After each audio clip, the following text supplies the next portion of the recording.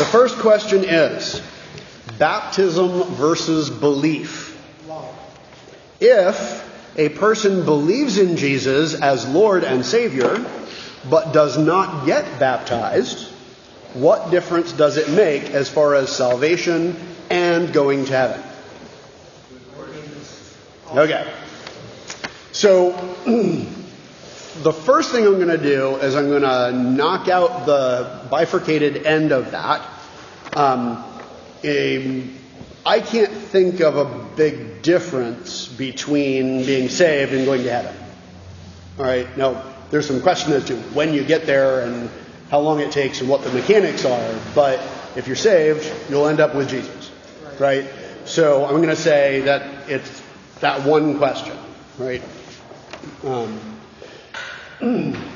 So, having said that, this has to do with the relationship between baptism and salvation, right? So, baptism is a sacrament. We see it as something that God does more than we do, which is why we're willing to baptize infants, right, on the say-so of their parents. On the other hand, we've always known that if you're an adult, you need to consent to this, right?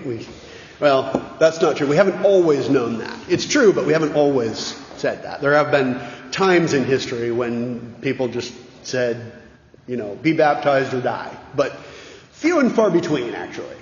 Most of the time, it's by choice. And so, the question, I want to turn the question around and say, if you are a believer, why would you not get baptized?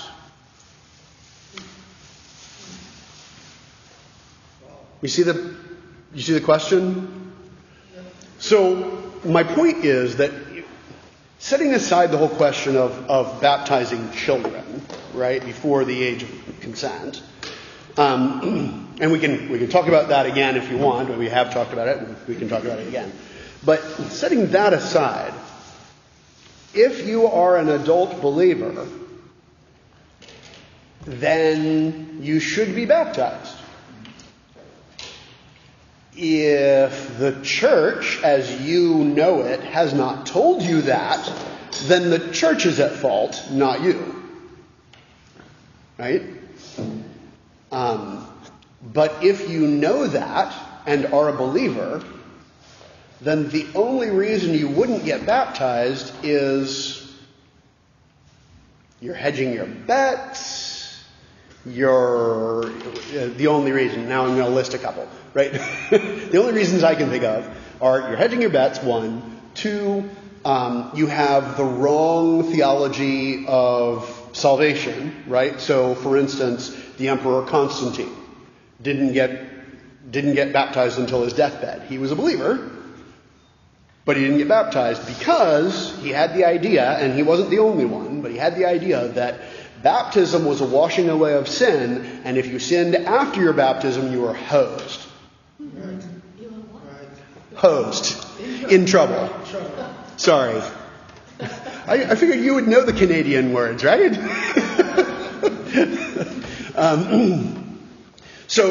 And that's just wrong. That's bad theology, right? But, he had it. And so he chose not to be baptized until the very end of his life when he thought, well, I won't be able to sin after this, right? God will sort all that out, those misunderstandings and everything, but the only other reason I can think of not to be baptized is you're really not a believer, right? Or you're in rebellion. In which case, what I have to say is, go be baptized. I'm happy to do it. Come, call me, right? And even a layperson can baptize. And even a layperson can baptize. It's irregular, but it is valid. It's not hard to find somebody. It is not difficult. My father, when he was a medical aide in a nursing home, Yep. baptized several people. They Yep. said, please baptize me. And he got some water. Yep. And I've also known a couple of nurses who would do a lay baptism for babies that they thought were going to die, Right. or, a baby has been aborted but lives and may die, right? They will do that. When one of our babies were dying, Yeah. well, they knew he was not going to live. Right. The nurse baptized him. So there you go. Right. Yes. My mother had a little girl before I was born. Yeah. And she only lived a day. Right. They were on the army post in Alabama. Right. And she wanted to be baptized. Couldn't find a Episcopal priest, but Right. a Catholic priest came and did. But the question I asked is, Right. she never was baptized, but she still. Is that really? Right. And that's what I was going to say next. Right. That's more the context of the question, isn't it? Well, okay. So next we have to deal with that, the flip side, right? If you are not baptized, are you not saved? And I would say not necessarily, right? Actually, the church has said that before. There were martyrs, for example, who hadn't been baptized. They were believers. They were catechumens. They were going to be baptized, but then they got swept up in the persecutions. And were killed, right? For Jesus. Well, is that person not saved? No. That's silly. Or the guy like next to Jesus on the cross. Or the guy, right, the thief next to Jesus on the cross, right?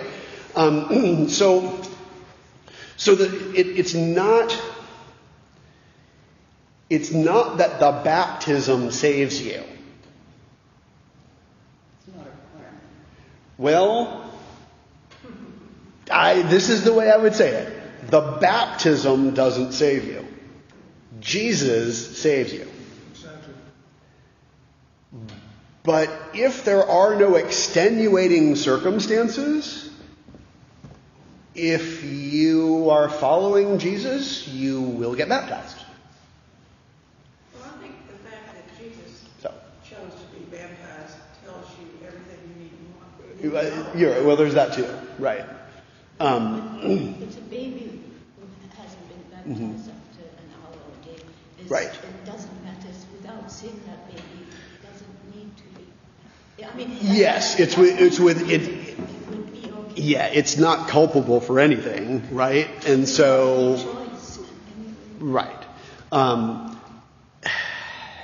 At times, the church has said, no, that child will not go to heaven because it wasn't baptized. That just seems theologically silly to me, right? For all the reasons we just said. On the other hand, I don't want to say it's not a requirement, because if there are no extenuating circumstances, get baptized, right? So it's not a mechanical thing, but it is the means by which we know that God has washed us of our sins, right? That's what a sacrament is the objective means of knowing that God has done this thing. Okay? Yeah. Because Jesus did this for a reason, for all of us, being baptized. Yes. Okay? And if that's the standard procedure of how history was made, Right. why not compensate to what he was doing? Being baptized, it transcends to a lot of things in your Right. mindset. So, right. Exactly. This comes back to the whole, what happens when you die? Do you have a chance to repent after you die? The answer is, we don't know. Right? We don't know that. We know you only die once. You know there's a judgment after that. And God can do whatever. And God can do whatever the heck God wants, because He's God, right? So, we have to get have to be careful not to make God's grace contingent on us getting things right. Right? It doesn't work that way. On the other hand, right? If you're a believer, you'll get baptized. The same thing is true of people, with different things, right? So my grandparents had a mixed marriage. She was an Irish Catholic and he was a frontier Protestant of some stripe. And they got wacky judgment from both sides, and they decided they were never going back to church, right? Raised their kids outside the church. And this was, Michigan in the 1950s. Was this your dad's family or your... This is my mom's parents.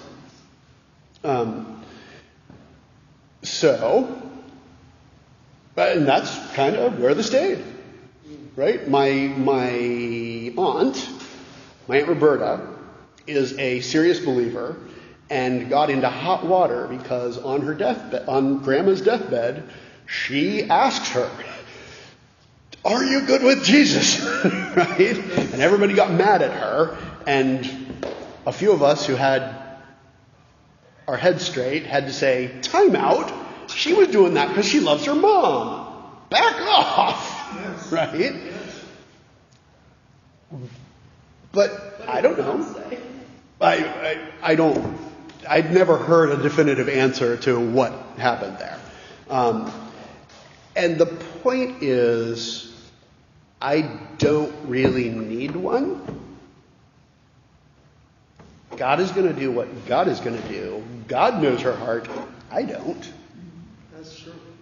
And does that mean that we don't have to worry about this? No. Right? If you're a believer, then you will run, not walk, to the nearest church, right? And ask for water. But it's not a mechanical thing. It's not that the baptism saves you. So have I answered the question? Yes. Okay. More or less like when my goddaughter says, "Me and my husband are being baptized." Right. Well, that's a whole nother issue, right? And that's the question of, can you be rebaptized? And the answer is no. But that's a whole other topic. Yes, Father. It's kind of like, I know that Jane loves me. Right. Okay? Right. I know that. Right. But by damn, I better get her a birthday present. Right. That's right. That's right. And the other way around, right? She knows you love her, but you'd better get her a birthday present, right? So, yes, exactly. Jesus says, "If you love me, you will keep my commandments." Any questions? Right? I mean, that's that. So, all right. Thank you, sir. Next question. Wow, we got 2 questions? Wow. Questions. go for 3 today. All right. That was good. Pastor Blake. When he's getting tonight, because this is what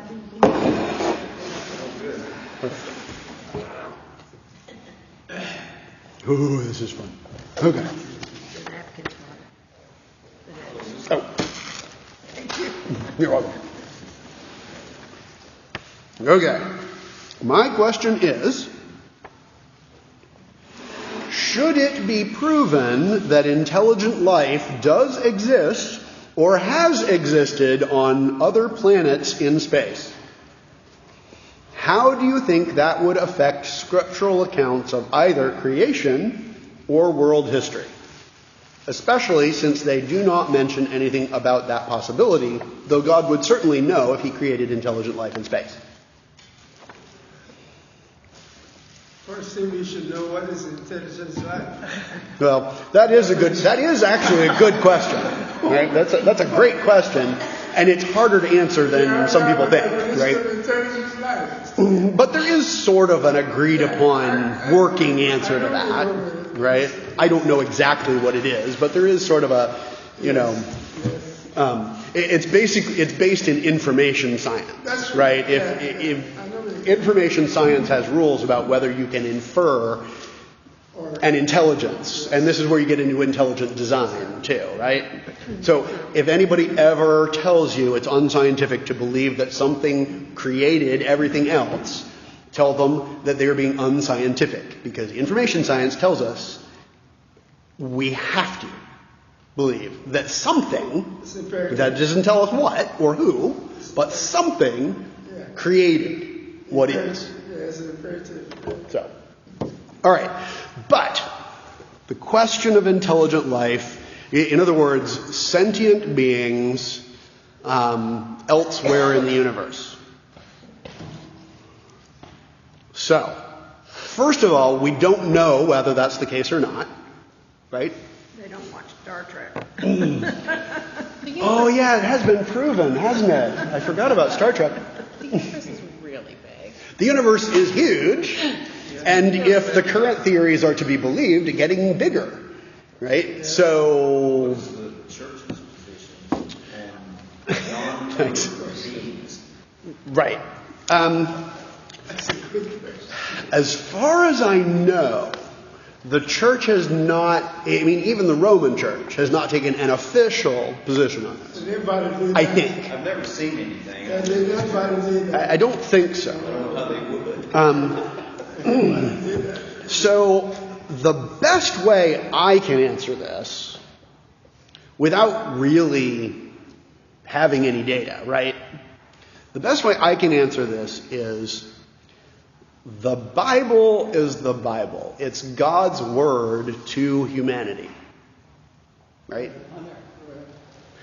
Yeah. Well, to humanity and, beginning on earth, right? Or beginning in Jerusalem and then going to Judea and then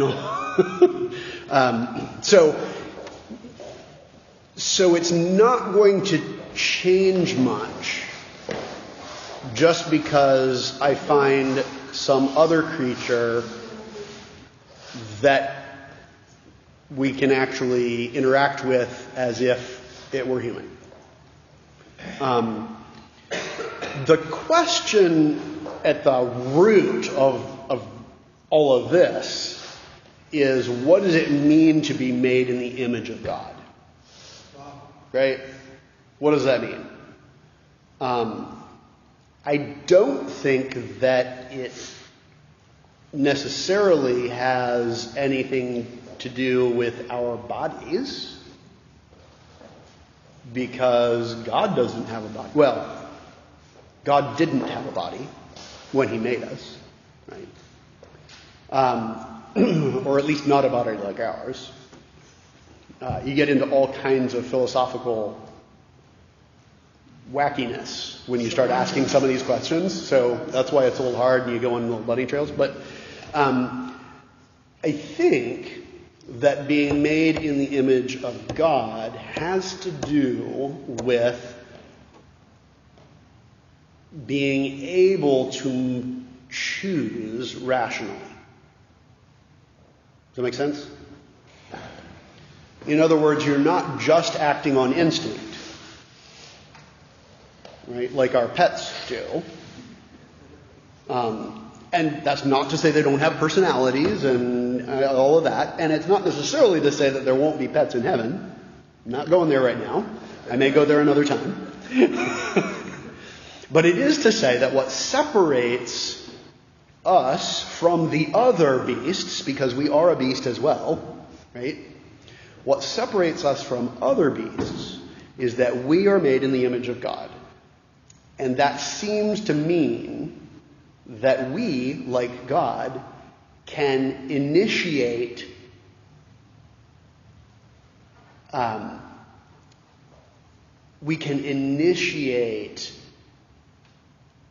a chain of events, right? So, determinism. All right, determinism is a philosophical idea that says there is nothing that begins anymore. Everything is simply determined, everything that happens is simply determined by what happened before. Okay? That's determinism. It seems to me that that is directly antithetical to the Bible, both Old and New Testaments. And that's why I can't be a Calvinist, by the way. Okay? But it seems to me that the very definition of being human is that you can start a new chain of events. Right? Because you choose freely. Well, yeah. You choose freely. Your will is not necessarily free, but you choose from among all possible options. Yes? You know, I just have a kind of a weird thought about there are these other sentient beings and somehow maybe they come here, discover them, whatever, and the church says, oh, we've got to send our missionaries and convert them and let them know all about Jesus. And, right.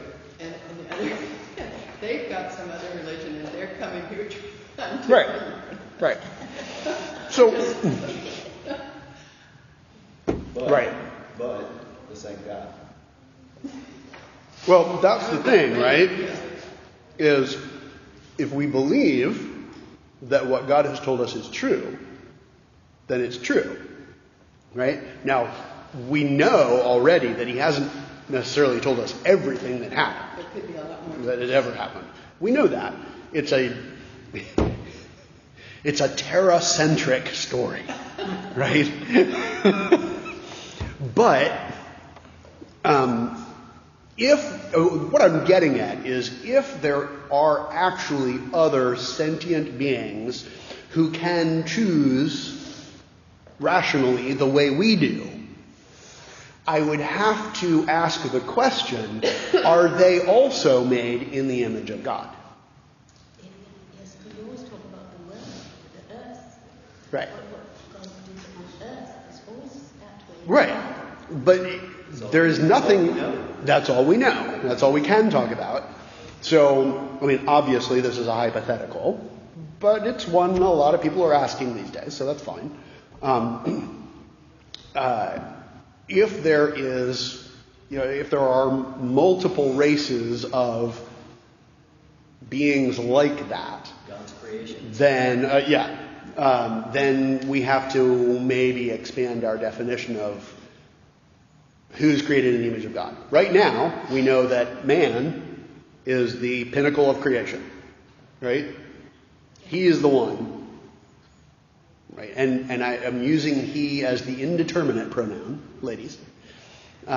He is the one who is made in the image of God, as opposed to all the rest of creation that we know about. How do you know it's a he? I'm using it as the indeterminate. So if you don't know whether you're talking about a male or a female, you use the male pronouns. That's good English. So, And other languages. and other languages. But it's certainly good English. I know we've gotten into the habit of using they because we don't want to offend anyone. But they, the singular they, is actually bad grammar. As a descriptivist instead of a prescriptivist, I'm going to tell you that that's on the way out, and they is going to be proper English here pretty soon. Well, Just letting you I know. will never budge because they are just wrong. But when we're all gone, that'll be proper English, because languages evolve. I understand. Okay. Throwing that out there. All I'm saying is that you're not making a distinction necessarily by using the male pronoun. So, my sort of way of thinking about this is usually colored by C.S. Lewis, like most other things in my life, because he wrote a whole trilogy of novels that were based on space travel and running into other races, sentient races on other planets. And he has an entirely different take on a lot of stuff, which is really cool.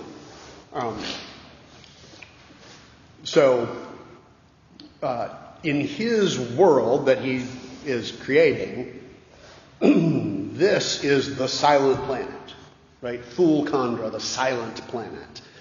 And because the angel that was over fool Conrad, fell from grace, rebelled against God, we're now silent. Like there's no communication from the other worlds with us. But there are other creatures made in the image of God in those places. And any of those races that are created after the death and resurrection of Jesus are made in the shape of humans. Because God has now taken on a body, and if you are created in the image of God, now you must be created that way.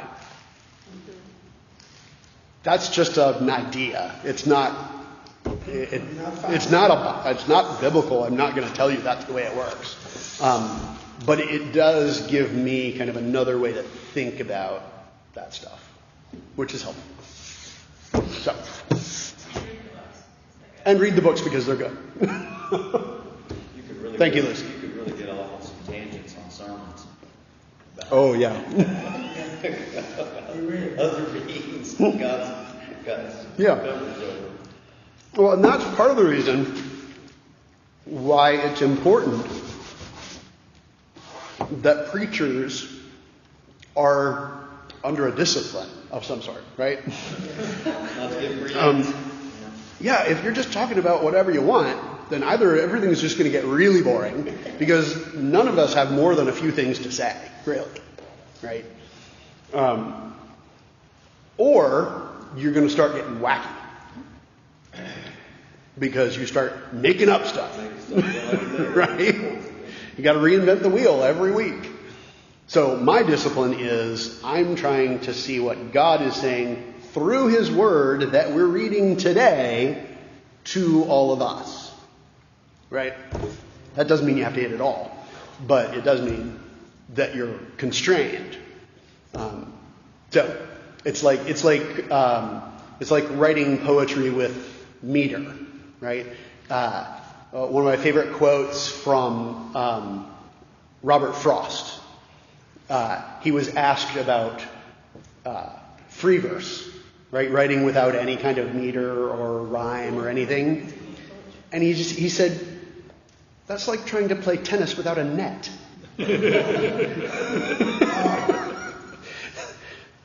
That's the same sort of, I feel the same way about the lectionary, right? Preaching without that is like trying to play tennis without a net. So, not that it couldn't be done, it's just, it's not tennis anymore, and, you know. So, have I answered the question about intelligent life in other worlds? Yeah. Okay. As best it can be answered, perhaps? I'm going for 3. 3 in one session. All right.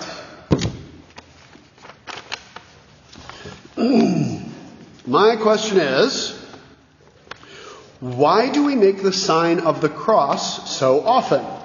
When it's done that often, to me, there is no emphasis on the meaning. It's just a matter of formality. Okay, this is a really good question. Because there's something to that, right?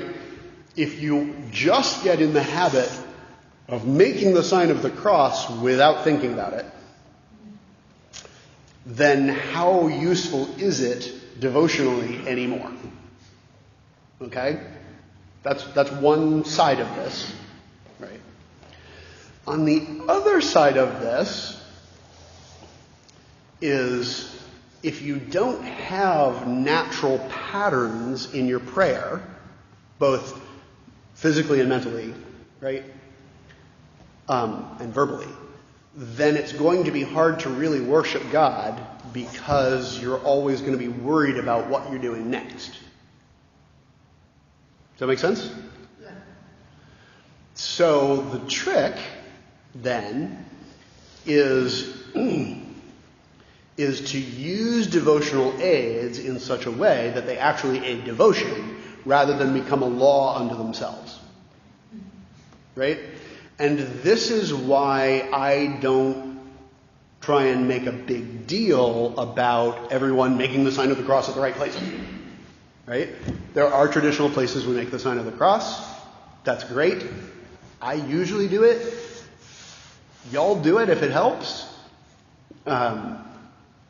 If it's not helping or if it's hurting, stop. Right? If you find yourself paying attention to that rather than God, now we have a problem.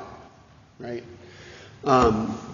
So I think it's not so much a question of how often we do it, but how mindfully we do it. Does that make sense? I have seen people who seem to use like the sign of the cross or something else, right?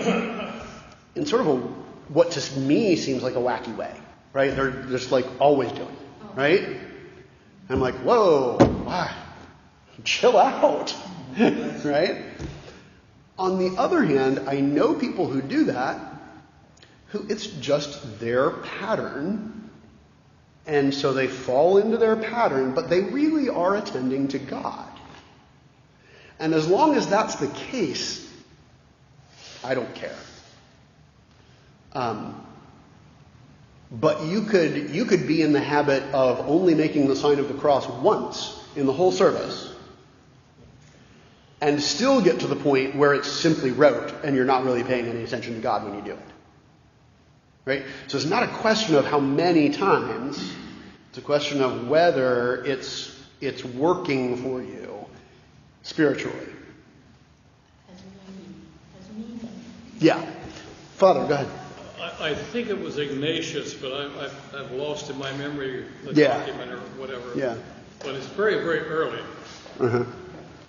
And he was describing, I wake up in the morning and I make the sign of the cross. Make the sign of the cross, yes.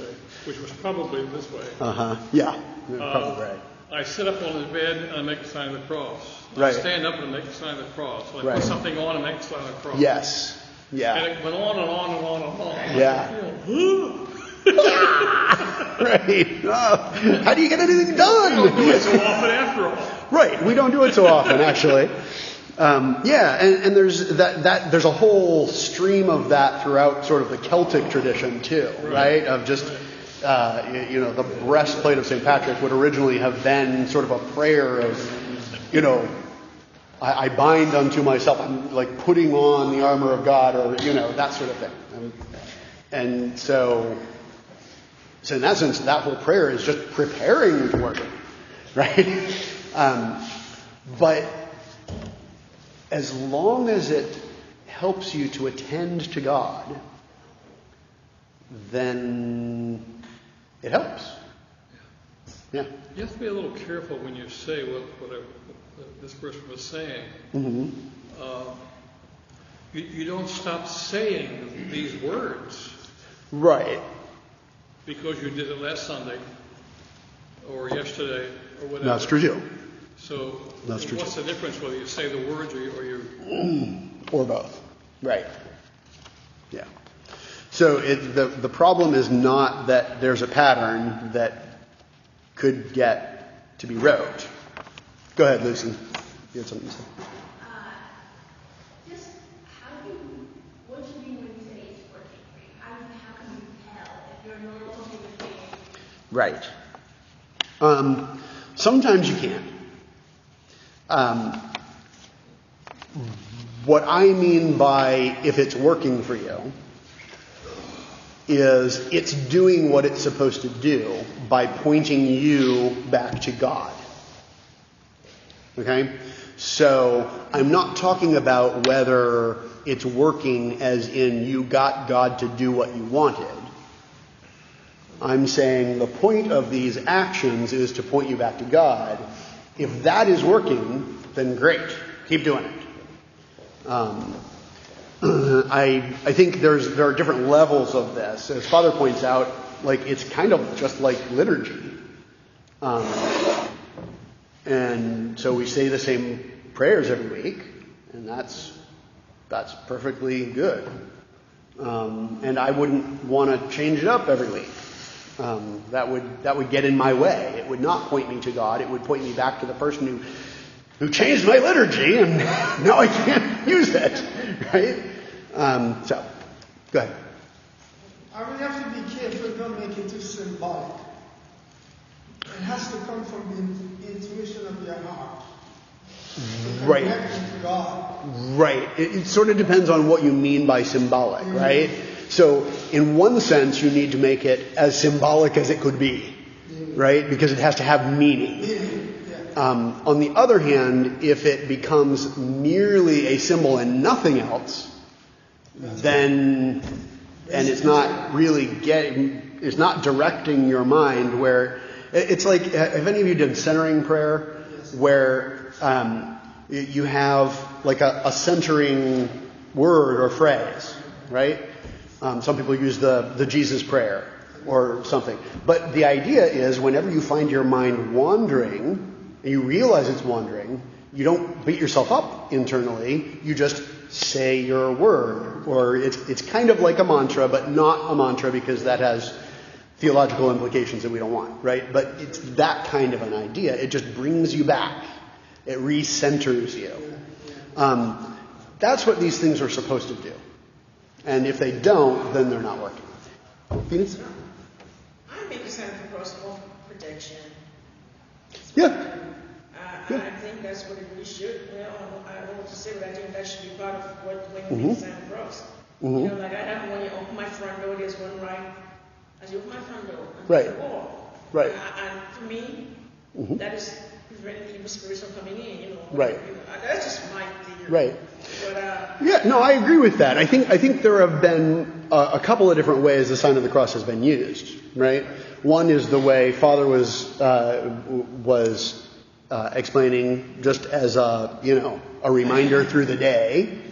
One is what you're talking about, a protection from evil. Oh, making the sign of the cross over me, devil, you can't get at me, right? Another way that we use it, especially in the liturgy, is simply to kind of put your signature on something, right? Let me explain what I mean. At the end of the creed, we make the sign of the cross. Why do we do that? We do that because we are saying the whole creed, and we're saying, and this is me too. Right? I believe that. A physical amen. Yes, it's a physical amen, exactly. Right? The same thing is true during the Eucharistic service, right? We say, "Blessed is he that cometh in the name of the Lord." Why do we make the sign of the cross there? We're not the ones being blessed, right? It's the one who comes in the name of the Lord who's blessed. That's Jesus. Why do we make the sign of the cross there? We make the sign of the cross there because we are mentally identifying ourselves with the crowd shouting Hosanna on Palm Sunday rather than the crowd shouting Crucify him on Friday. That's what we're doing when we make the sign of the cross there. We're saying, Lord, please, I want to be part of that. I want to be the one accepting Jesus. Right? Because we all have to work on it. Right? So those are three different ways that I can think of, just right off the top of my head, that the sign of the cross has been used. There might be another one, I'm not sure. But now I find myself that I do two different ways of saying it. Sometimes it's the cross and the Holy Ghost, and sometimes you just do the cross. It depends on what. Right. And I think of that in the same way, right? And when you make the sign of the cross at the name of the Trinity, right? You're saying, "Yep, I'm with those guys," right? That's the idea. You have a question? A friend had said one time to me that they make the sign of the cross when they come upon an accident. Sure, and that's sort of a combination of the first two, right? You're not really doing it for protection over yourself. You're just reminding yourself to pray for this rather than just get freaked out. Yeah, exactly. Right? So. Did she say accident? When you come upon an accident, a car accident or something, yeah. And you wonder if somebody's hurt. Yeah. And so that just becomes a physical way. It becomes a physical way to initiate oh, Lord, please help these people, right? That's a prayer. So, anyway, I think I answered that question. Yes, it is.